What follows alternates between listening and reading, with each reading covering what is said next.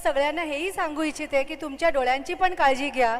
Anil I hospital आज गेली 50 वर्ष डोंबिवलीला आणि डोंबिवलीच्या आणि इतर भागांच्या नागरिकांना डोळ्यांची पूर्ण सेवा देत आहे. तसंच ईश्वरे दिले हे सुंदर डोळे असे जपताच तयांना शतवसंत नयनी दिसे.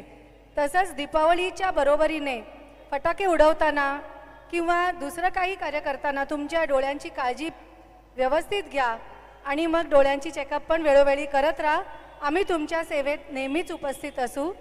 त्याच्यासाठी सगळ्यांना खूप खूप शुभेच्छा पुन्हा एकदा. थँक्यू.